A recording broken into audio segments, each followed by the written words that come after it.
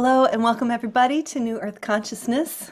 I'm here with Jenna Faye Madden. She's a leadership and business coach.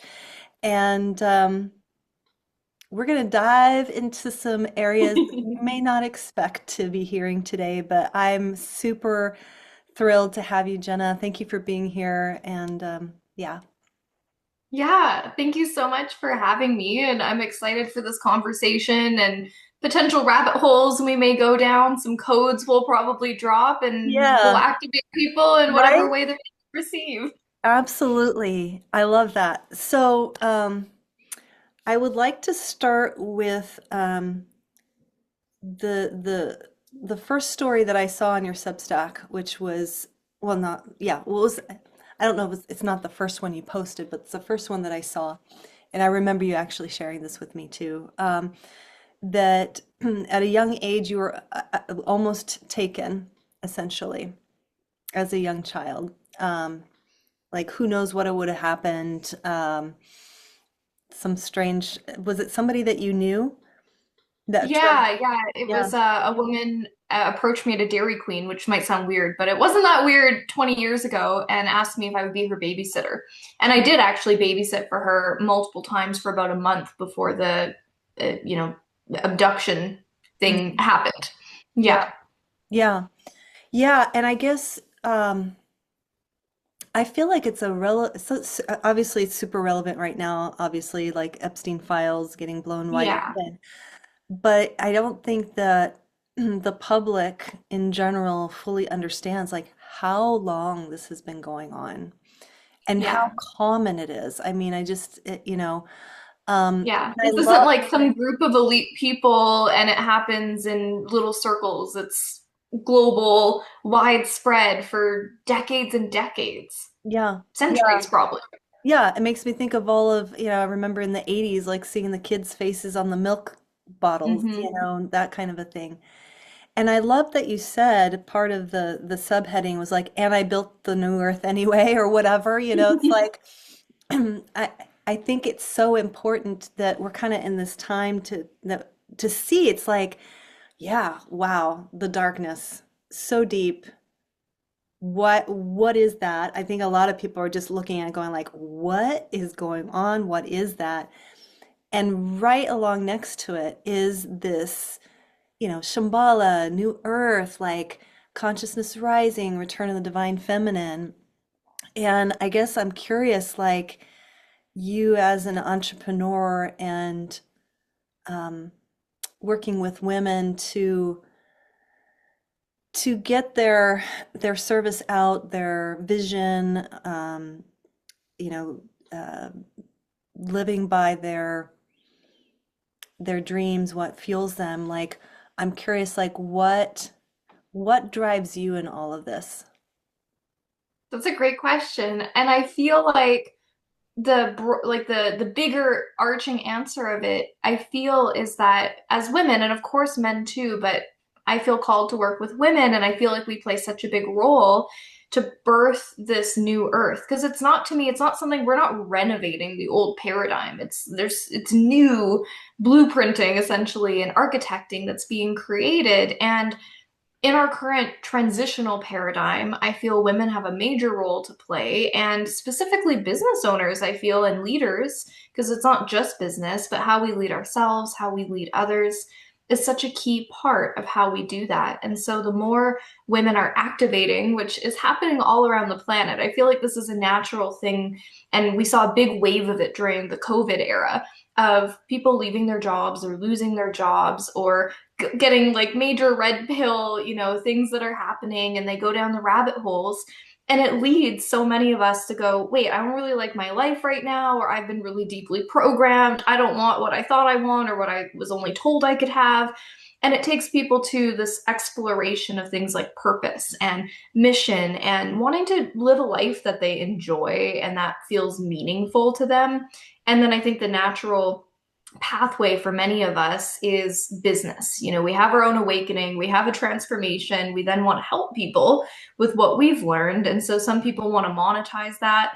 Others, it might just be a free Substack. It can be a lot of different things. But I feel our voices are coming online and we're sharing the wisdom much of it is like ancient rememberings, but that wisdom is getting spread like wildfire across the planet right now. And that's what I'm really jazzed up about. It's basically just helping this transition happen, helping it happen, I feel like with more ease, and helping it lock in on maybe the faster track, where it doesn't necessarily need to be a long drawn out apocalyptic situation. Right. Maybe there's a timeline, but I don't think that's the only timeline that's available to us collectively. Yeah, for sure. And so I'm curious about uh, leadership, and you said something, about, expressing your voice. And we really saw during COVID the shutdown of so many voices, right? If you didn't Yeah. fit the mainstream narrative, you're basically like wiped clean. Like you were, your people's accounts were shut down. Yeah, me too. Was yours shut down? Yeah. Yeah. My Yeah, biggest account I've ever built to date gone during that time. yeah. And interestingly enough, right now I've been banned. And I can't remember, like, I'm like, what did I do? I mean, I was definitely talking about crypto and, I don't know what else, or maybe it was just because I was, y- there was too much interaction. Like, I have no idea. Yeah. But it points to this situation that we find ourselves in where it's like, okay, the truth is, finding its way through the cracks. And, in your Substack, like you really, the things that you talk about in your Substack, like the truth about fossil fuels, that they're actually not scarce, primary water, this idea that water is scarce is also not true. I have heard that, the control of um, our bodies through just this unnatural association with the cycles of the earth and this self-imposed calendar. And I mean, we just went through the time change, right? Like messing with our circadian rhythms and past civilizations like Tartaria. And, I've heard about all this stuff. And it's like you hear it and it's like there's this feeling of, you know, what is real? What is actually true? And I feel like, first of all, I just want to commend you for being outspoken, for speaking your truth. But what are the challenges that you find when it comes to speaking your truth? Because I feel like I for one, I feel like I kind of like I might like dip my toe and be like, well, this is how I really think, or whatever. But there's also just that knowing, okay, if I really just let my true colors show, the backlash, the Mhm. shutting down of your platform, all of that. How how do you orient yourself? How do you hold yourself in that, in speaking your truth, standing for what you believe in and know to be true, and lead with that without the fear of what could happen because of speaking your Yeah. Yeah, I feel like it's kind of like working a muscle. And when I think back to 5 or 10 years ago, it was probably not as defined of a muscle, we'll say. truth? I took it, I wouldn't say hard when I lost that account at the time, but it was stressful and frustrating. And definitely when we hit around like 2020, I went into what I would call like new Earth warrior mode, where I was like, I've been preparing lifetimes for this.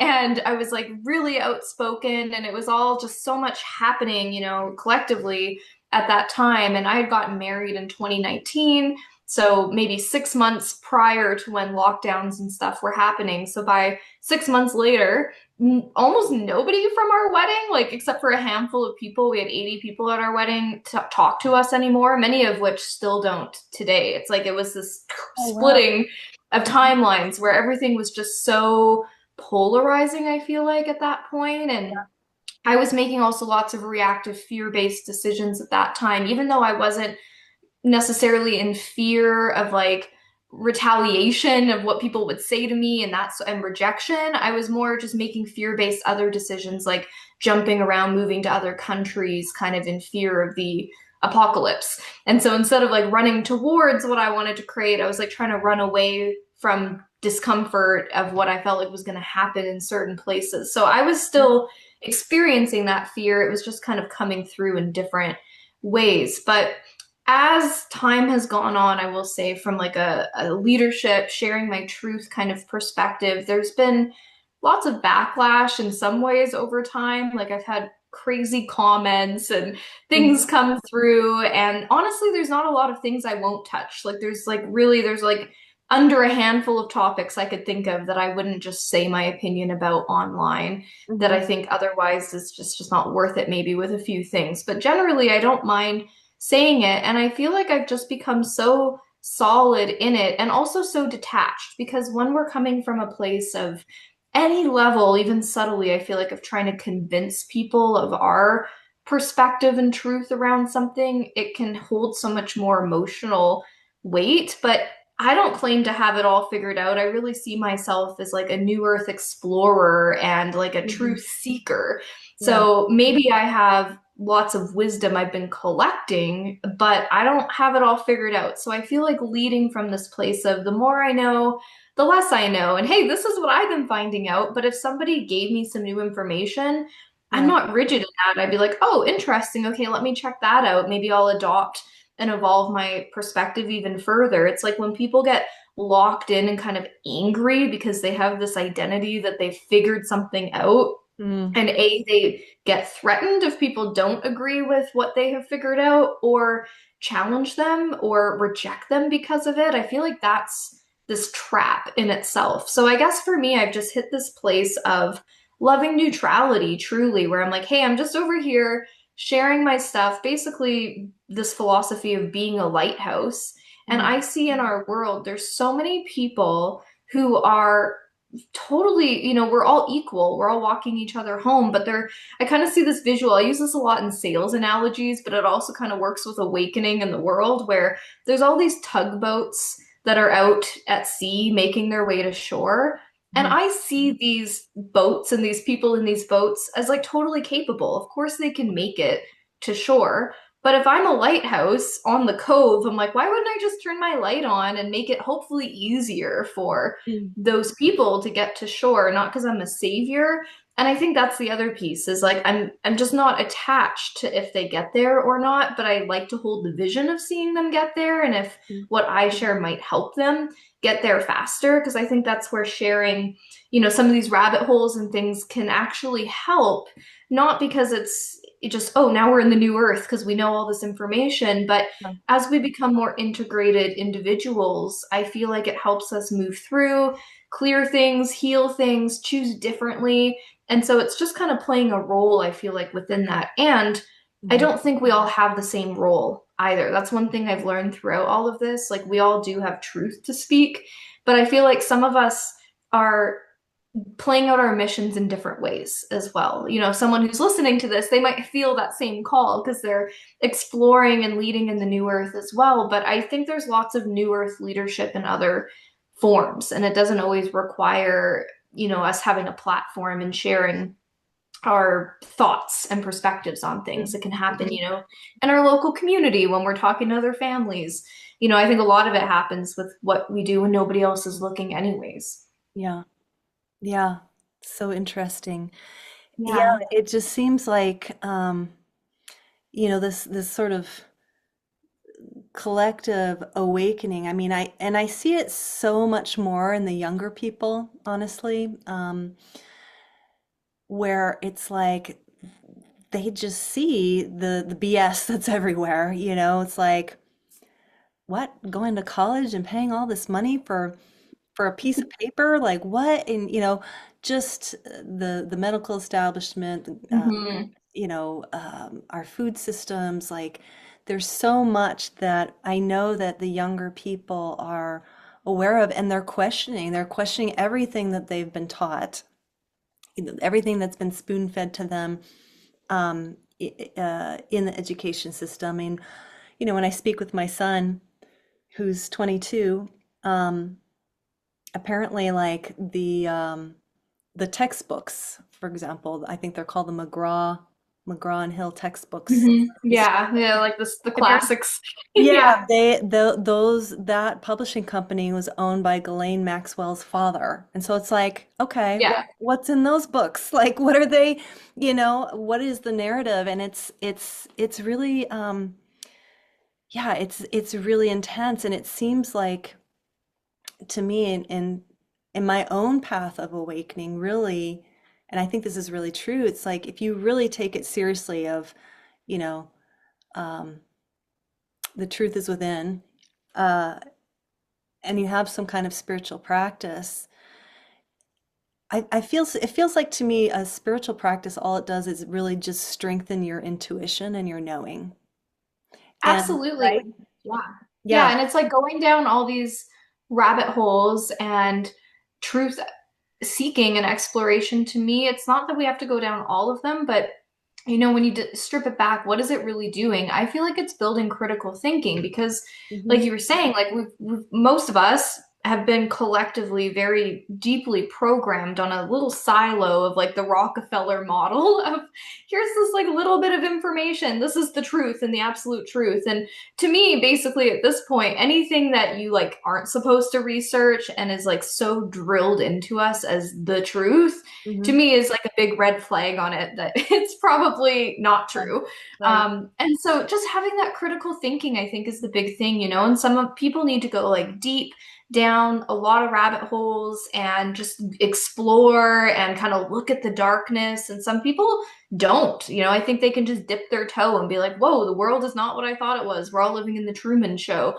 And they can just kind of carry on from there. But I think the biggest thing is activating that critical thinking discernment that for most just isn't there. It was so suppressed for so long, oftentimes multi-generational Yeah. as well. So just bringing that back online, I think is a big thing. And, we're kind of seeing with AI and stuff now where I'm not against AI. I use it in lots of different ways, but also I can kind of see the pros and the cons where it's almost like another wave of that where we're moving away from critical thinking. Some people are using it to help them critically think, but then there's a lot of people where we're seeing all these studies already emerging where people's brain activity is just like shriveling down to a pea because they're not thinking anymore. It's just everything asking it to think for us. So it's this interesting paradigm where I think basically we've been so programmed to not want to think for ourselves.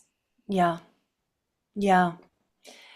It's intense, and it's almost like we're walking this razor's edge of a path, because it's like, okay, yeah, AI, is it good? Is it bad? Like, I don't know. Crypto, is it good? Is it bad? I don't know. Is it going to enslave humanity? I don't know, but there's parts of it that say, oh, it's freeing the people, no more centralized, you know, banks, and actually Yeah. giving the power back to the people. But I guess like anything, it can get hijacked, I suppose. So Yeah. it's an interesting time where I personally feel like this, I guess a deeper sense of responsibility of using that discernment, and like, okay, what choice am I making? Have I really Yeah. stopped to think about, for example, if I use AI, which I do, sometimes I'm lazy and I'm like, I just wanted to write this paragraph. I don't want to have to think about it. I've got a long list of things to do. What am I engaging with? When AI first came out, I was like, no, no, no, no, no. Like, this is not the way to go.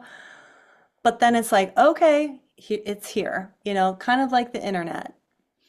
It's here, Totally. Yeah, right? and it's funny because it was not even that long ago, maybe a year and a half, maybe 2 years ago, somewhere in that range. And I remember I created a bundle for my community and it was about AI and it was when it was kind of rolling out a little bit more mainstream. And everyone in my community was like, no, no, no. And I was here saying, hey, like maybe it's not black and white. Like here's all the nefarious stuff, but here's also the possibility with it. And it was like very slow adopters and kind of the more conscious business women's community.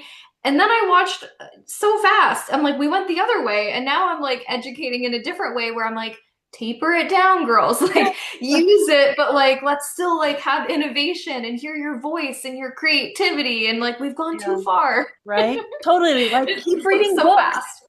Keep reading Hmm. books, especially, yeah. And I think that's, it's the homogenization that, I mean, that's the risk of AI, the Yeah. homogenization of thought and ideas. And, thankfully we have a whole, well of, writers and books that were never touched by AI that we have contact with.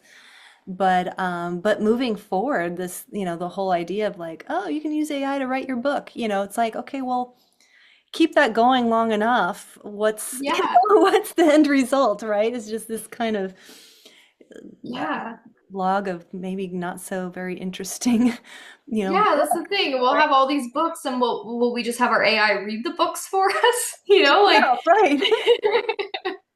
yeah, you can see it's like there's this like kind of slippery slope that can happen with it. And then also it's cool to see, I think, the potential for creators and leaders and innovators that with the right use, I feel like we can free ourselves up to do the things that we actually want to do, which can be like in our business of the things where we're creating and we're filming and we're having conversations and we're innovating and maybe freeing up some time instead of wasting it on tech or back end and systems and stuff. Like that's so helpful. And I feel like outside of business too, where I'm like, I don't know about you, but I love having the internet as a medium to move my mission forward, but I also love to spend a lot of time offline with my Wi-Fi unplugged, with my feet on the ground, and I don't need a AI to help me with that. Yeah, I was going to ask you, the next question is like, Yeah. what is your vision of like a new earth business, or a business that's in alignment with that, with a new paradigm? How does that look like? How's it different from business that's been done in the past? Yeah, I think it's going to be an ongoing evolution of what that really means. I feel like in the current paradigm, present time, as we make this transition, it's very much how we're leading and what our intention is. Like the previous business of we'll call the old paradigm is very much just, I feel like, for profit and not really trying to move the world into a better future. And it's all about just how can you do more for, do less, make more money, basically. Right, right. Not caring about people versus I feel like a new earth approach is people first and actually caring about our mission and basically seeing business as a vehicle to help people make change. When we look at the online landscape right now and people are awakening, it's very natural. I feel like that they're looking for healers, they're looking for coaches, they're looking for products, like they're looking for the information, the support, the products, the things that are actually going to help them become a better person, better parents, better in relationship. And people don't want to do it on their own. So I'm like, this is where I feel like the business is a vehicle, it's a bridge for people. And I also think that as things grow and evolve, no matter what all of us want, I feel like it's undeniable that the economy and how we do money and barter and these things is going to change. Mhm. So I really like to hold a vision that the money part will be removed from the equation in some form or another over linear time. Exactly what that's going to look like is to be revealed, but I do believe in, the more ancient civilizations of like Lemuria and such, where why wouldn't every person not just be able to live their dharma and their passion and their gifts and truly exchange and co-create together? It seems so natural and basic in practice to me, but I also feel like we're not quite there yet as a collective. So that's okay if money is a part of the equation. But I think it's more about how can we help one another as fellow beings on our planet. That's, I feel like, what the essence of it really is. Absolutely. It was interesting. I was having a conversation with a colleague. And he has a vision for himself to create a $10 million business. I'm like, cool, right on. He's like, well, what about you? What's your vision? Like, and and I had to sit there. I'm like, well, it's really hard for me to put like a number on it because I don't know what that means. Like I could say, a million, 10 million, 50 million, like what does that mean? It's like because I already know, I'm awake enough to know that money is not the thing. It's not the thing that is fulfilling. Um, Yeah. it's empty. It's empty in and of itself. And so it's really about um, how do I want to use that money? And so it's like, okay, well, if money is a way of, I mean, beyond just covering your needs, right? Home, food, water, Yeah. clothing, some downtime, whatever. Um, Really beyond that, it's not that it adds that much more value. I think the only way that, so what I ended up answering to him was, well, really, whatever it takes so that I can do my healing work for those that need it who can't afford it. Like really, Yeah. it's like I want to be able to do that. I wanted to be able to say, I don't have to worry about money. I'm covered. And I know there's lots of people out there with trauma, PTSD, victims of sexual abuse, whatever, that really need the healing work. And because of the trauma they're carrying, they haven't been able to get past those blocks, Yeah. and it comes back to this idea of like, yeah, we're all one. So yeah, I agree with you. It's just having a vision of service and what that means. And I do agree. Yeah. And yeah, I was just gonna say, I feel like it's like being resourced, so resourced, like you said, beyond our basic needs that we have this overflow, whether that's so we can, take on scholarship clients or, people and we're just giving, or, another example is my husband and I just decided to volunteer at our local community garden. So in addition to our own gardens and things we're doing, we're gonna grow some different things in the community garden. And they don't have a greenhouse. Do they need a greenhouse? Like, I don't know, not necessarily, but I think it's like a useful tool to have. Yeah, And we would love to be in a place where we just go to every community garden in our region and say, here's a greenhouse, here's an yeah, Arctic Acre grow dome. It's a gift, and just be yeah, able to be in such a place of overflow to do that and maybe even do it in other countries and places. And I think that's the difference too of that old kind of new paradigm comparison is in the old, it is very like me centric of just chasing these kind of shallow goals and numbers that really are just very arbitrary yeah, versus where we're all going. I feel like it is, like you said, it's very service based and really being able to create something that's generational, things that are legacy based, obviously can take a lot of different forms, but things that go beyond just one-on-one transformation and actually transform communities, transform bloodlines, like transform the future generations. I think that's what's really exciting as people are yeah, awakening, because that's the kind of things we're thinking about now. yeah, totally. It's like how big can you dream? And Yeah. not just about numbers. It's just about, yeah, what's possible and allowing yourself to have that dream and just not necessarily be attached to the outcome, but just exploring the possibility of what what can happen. Yeah, it's like anything from land regeneration to like quantum technology healing centers. There's so many things that we can do. And if money is the current instrument, that's fine.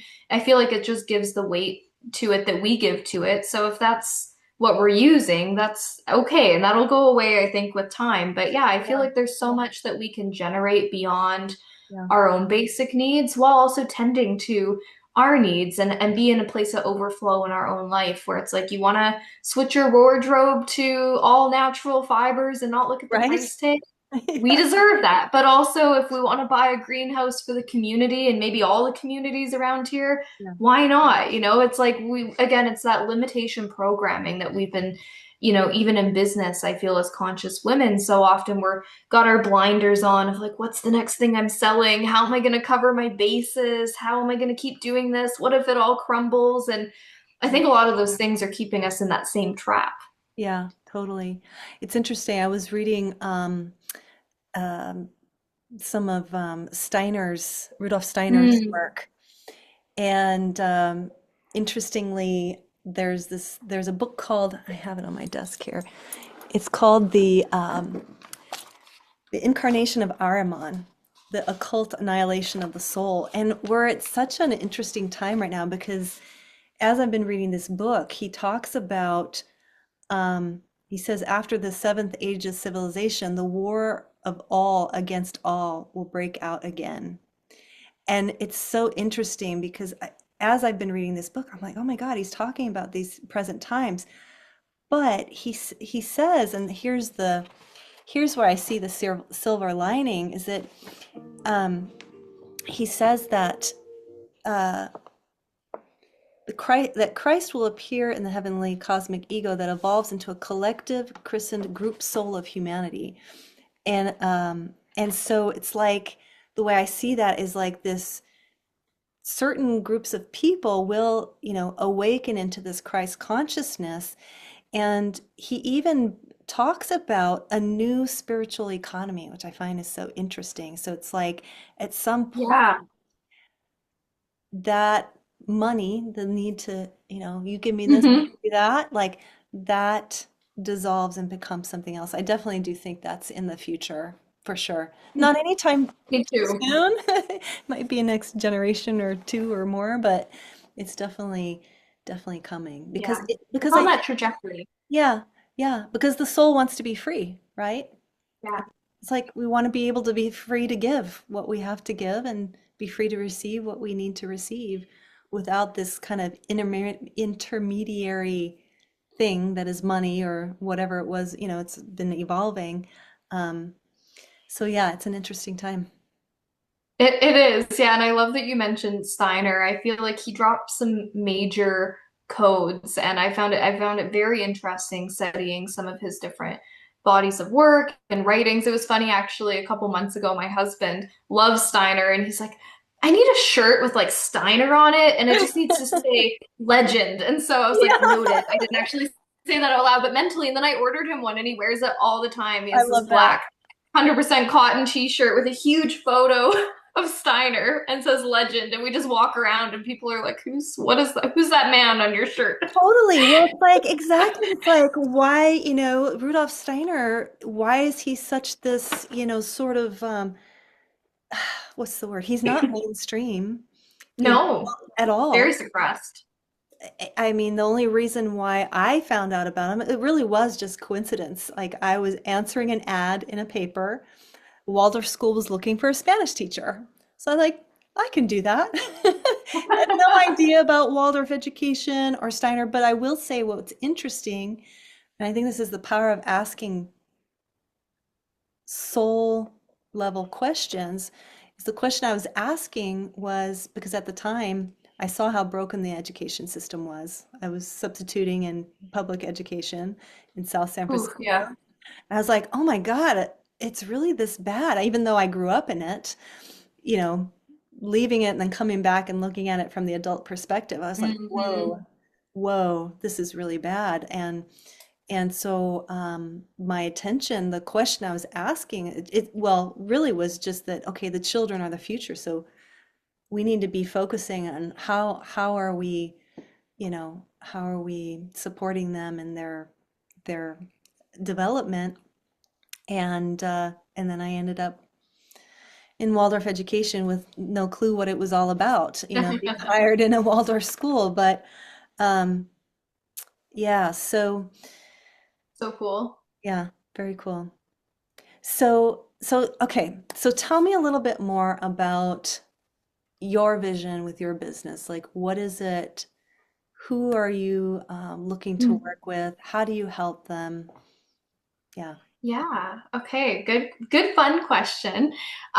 So my body of work, my business, and really my mission is called the Resource Woman because and it's funny, I rebranded actually to that last year, even though that was a term I had used for a long time, but I kind of outgrew the box of what my business had been for the last decade. And last May, I was driving with my husband. I looked at him, and my previous business was called Soul Meets Strategy. Soul meets strategy because it's always really been that intersection of like spiritual and practical. And I Mhm. turned to him out of nowhere and I said, I think soulmate strategy just died. He's like, Oh yeah. it did. And I'm like, the resource woman just got born. Like it just happened. And so I rebranded and it just clicked. It really allowed me to expand and evolve within my own practice of what I do and really take my mission, I feel like, to another level. Because, like I've kind of said throughout this chat, business is just a vehicle. I think it's just a really great tool that we have to get our mission out there, to meet our own needs, get into a place of overflow to support our families, our communities, the bigger collective. It just makes sense for me, while also the caveat that there's a lot of people that aren't cut out for entrepreneurship. But for those who feel the call and they have the grit and they want to like walk down that path, I think it's a really great pathway that we have available to us. And I feel it's so much better when we approach it from a philosophy of being really deeply resourced in all areas. Like I think that's really the representation in a way of the new paradigm is we're meant to be in this place of overflow. Like yes, financially in a place of being really resourced so we can buy the land, buy the clothing, invest in projects we're passionate about, but also all the other areas as well. Like we don't need a bunch of burnt out conscious women. But there's an epidemic of that happening right now where it's like we're awake and conceptually we get it, but there's so many of us who are still running around like a hamster on a wheel in many ways in our business and secretly feeling not that lit up and kind of burnt out. And I would say, if anything, the further we tend to get down the business and even the more success we have, the more it can kind of feel like this little house we've built for ourselves and we don't want it to fall apart, and so we just do more things that don't necessarily light us up anymore, working with clients who maybe aren't the right fit, pricing things in ways that aren't sustainable. Like there's so many ways it takes form, but basically getting ourselves to a place where, yes, financially being resourced, but like being really rich in time as well, being really rich in our connections. Like so many entrepreneurs feel really lonely. They say it's lonely at the top for a reason. And so I feel like a lot of women feel really freaking lonely, Yeah. or it's costing them their relationships with other people, like outside of their business. Yeah. Like I could go on and on of all the So different true. areas, but Yeah. feeling really resourced. And I think that kind of comes back to the whole like rabbit holes in knowledge where wisdom is also, I feel like, something to be resourced in. Like we don't want to stop mastering our craft.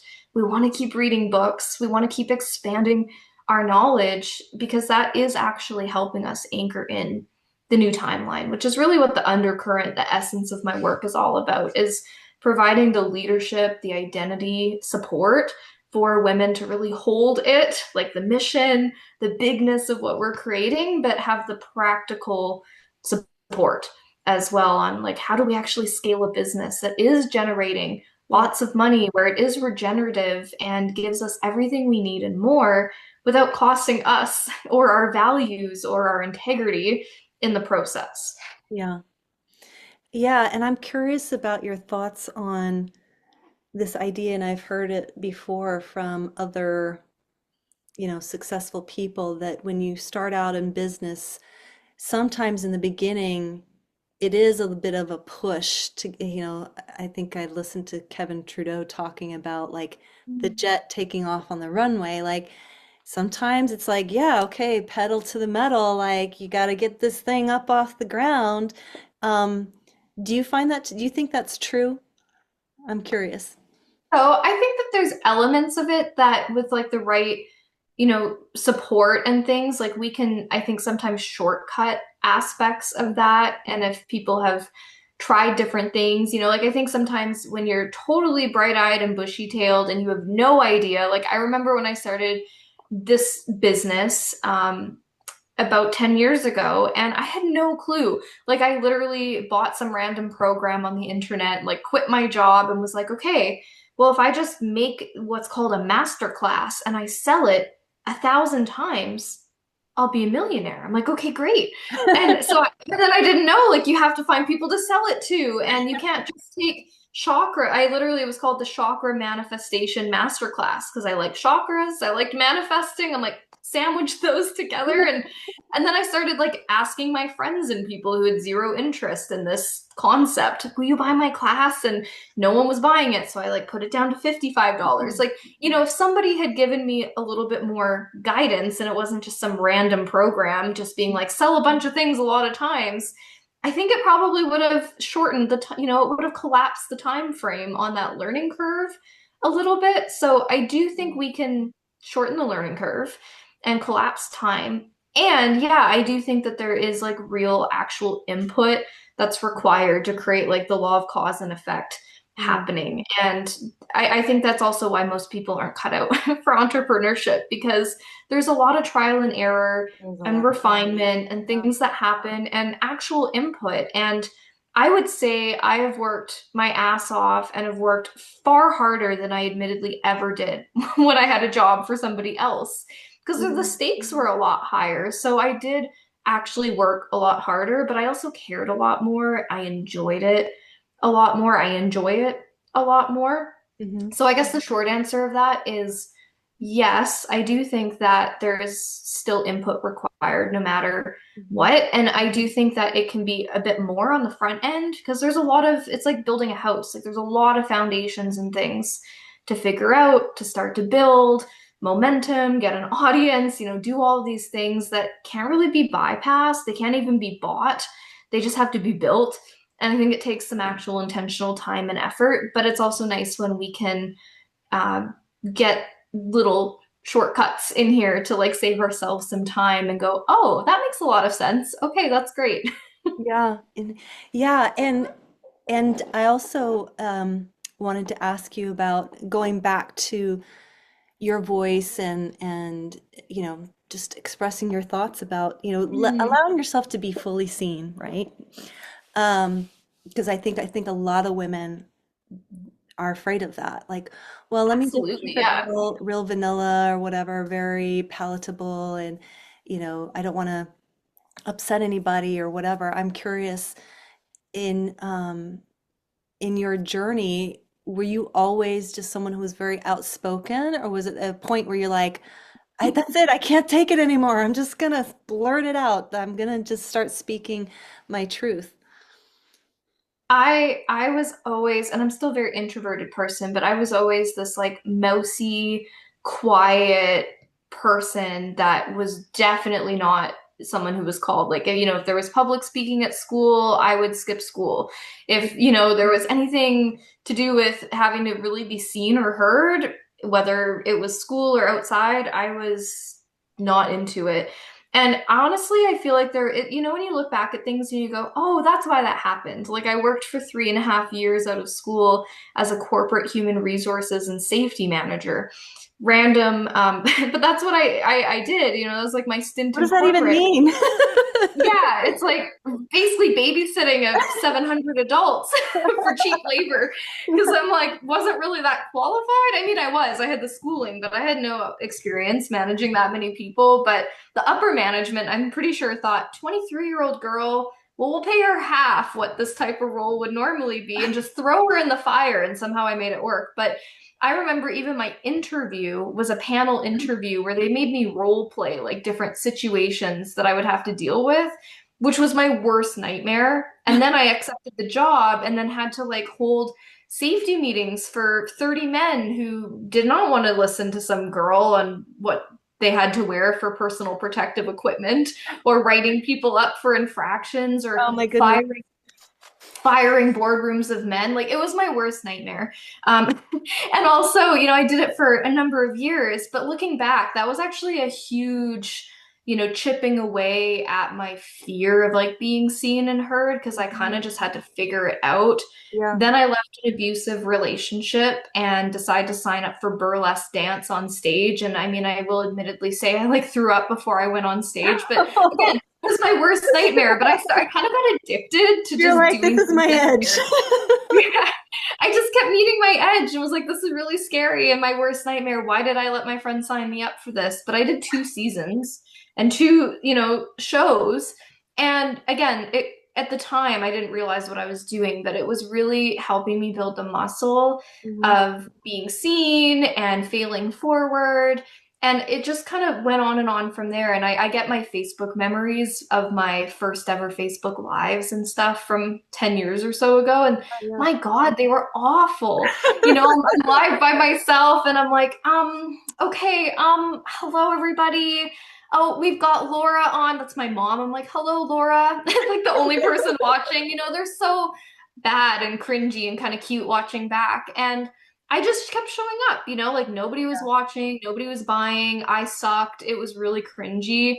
And I just kept going and going. And so I guess the answer to that is, you know, I've been uncomfortable in my life forever. Like in so many ways, but it was also kind of my normal operating system. And it's like I flipped that and then was still uncomfortable, but it was in a new way where I was uncomfortable if I was like stagnating. I was uncomfortable if I was suppressing my truth. I was uncomfortable. So it's like I started to prefer that kind of discomfort.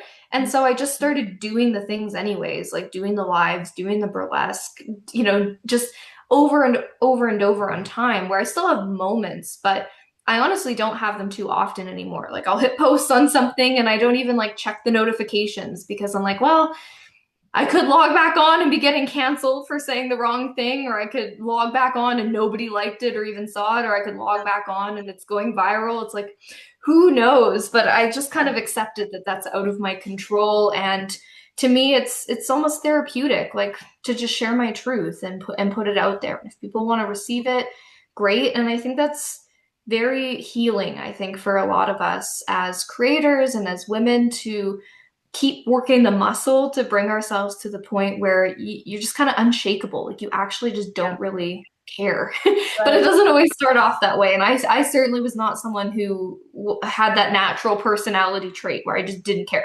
Oh yeah. No, I know the cringiness of early videos. It's oh my God. I think I remember one where I was invited into this like Facebook group.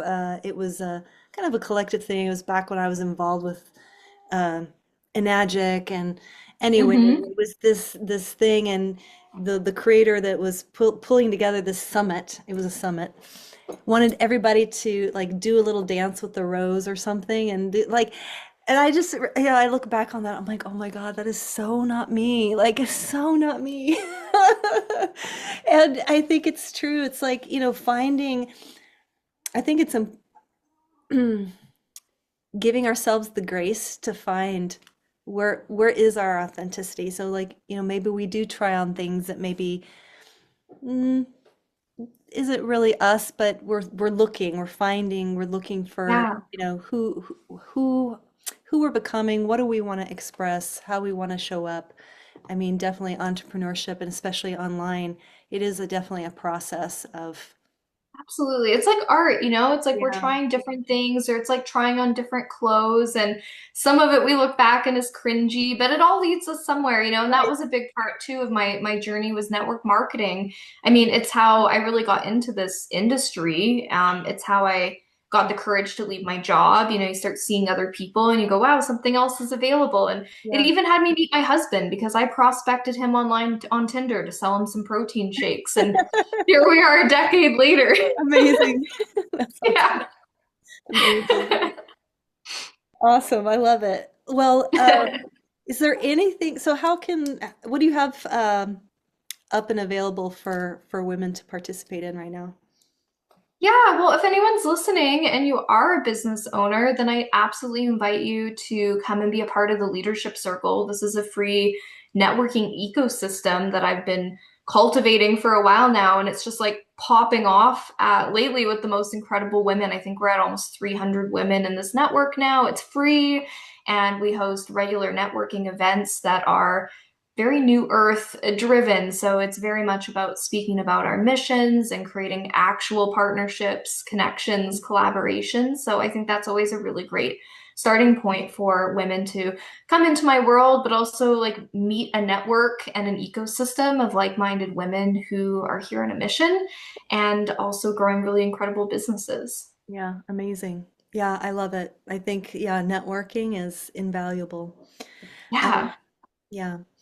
So thank you so much, Jenna, for your time. This is super fun. I would love to have you on again sometime. Absolutely. And so those that are watching, please like, share, and subscribe. Jenna, tell us your website. Yeah, it's resourcedwoman.co, and that has all my links on there and it has all my social platforms. So feel free. I like real human connection if you haven't got that vibe yet, if you've been listening. So feel free to follow and send me a message, and I'd love to connect. Awesome. Thank you so much. All right, bye everyone. Thank you.